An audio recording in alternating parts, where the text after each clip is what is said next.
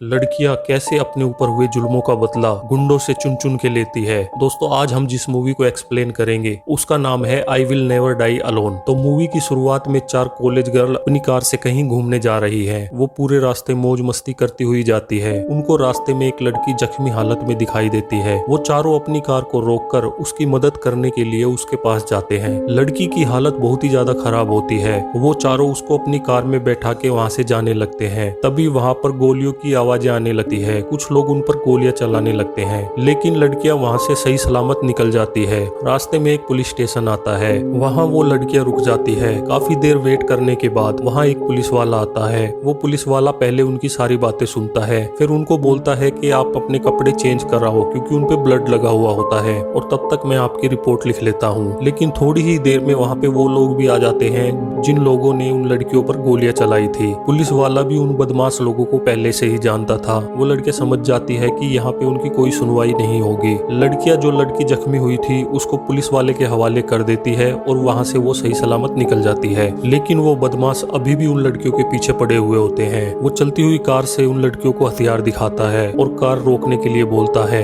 लेकिन लड़कियां अपनी कार नहीं रोकती। फिर वो बदमाश उनकी कार को ओवरटेक करके अपनी कार उनके सामने रोक देते हैं। ये देख के लड़कियां बहुत ही ज्यादा डर और घबरा जाती है। वो बदमाश इन लड़कियों की कार अपनी कार से बांधकर उनको जंगल में ले जाते हैं। बेचारी लड़कियां बहुत ही ज्यादा चीखती चिल्लाती है। जंगल में जैसे ही कार रुकती है वो सारी लड़कियां कार से उतरकर अपनी जान बचाने के लिए भागने लगती है। तभी वो बदमाश एक लड़की पर फायर कर देता है, जिसके कारण ही सारी लड़कियां डर के मारे वहीं रुक जाती है। फिर ये गुंडे बदमाश उन सभी लड़कियों के साथ बारी बारी बहुत बुरी तरह से जबरदस्ती करते हैं। लड़कियां बहुत चीखती चिल्लाती है पर उनकी जंगल में कोई नहीं सुनता। लेकिन ये लड़कियां कुछ टाइम बाद उनके चंगुल से भाग निकलती है। भागते भागते जंगल में उनको एक लकड़ी का घर दिखाई देता है। वे तीनों उस घर में चली जाती है ताकि उनको वहां से कोई हेल्प मिल सके। लेकिन घर उन बदमाशों का ही होता है। वो लोग भी वहां पे थोड़ी देर बाद आ जाते हैं और वो फिर बदमाश एक लड़की पर फायर कर देता है और वो बेचारी घायल होकर जमीन पे गिर जाती है। अब ये लोग एक लड़की को दोबारा अपनी कार में बंदी बना के जंगल की ओर निकलने लगते हैं। तभी उनको वहाँ पे पुलिस वाला मिलता है, लेकिन ये लोग पुलिस वालों को डरा के वहाँ से भगा देते हैं। अब पुलिस वाला उन गुंडे बदमाशों के घर चला जाता है। वहाँ जाने के बाद पुलिस वाले को 2 लड़कियां दिखाई देती है, लेकिन थोड़ी ही देर बाद बदमाश दोबारा वापस अपने घर आ जाते हैं। अब की बार उनको पुलिस वाले पे बहुत ज्यादा गुस्सा आ जाता है और वो उसको खत्म कर देते हैं। वो लोग उस पुलिस वाले को एक कपड़े में लपेट कर ठिकाने लगाने चले जाते हैं। फिर लड़कियों में से एक लड़की जिसका नाम दिया होता है वो कार में से एक हथौड़ा निकाल कर उन बदमाशों में से एक को मार देती है। अब ये दोनों लड़कियां अपना बदला लेने के लिए उन लोगों के पास पहुंच जाती है। वहाँ पर एक बदमाश जिसका नाम रॉकी है वो गड्ढा खोद रहा होता है जिससे वो पुलिस वाले को उसमें दफन कर सके।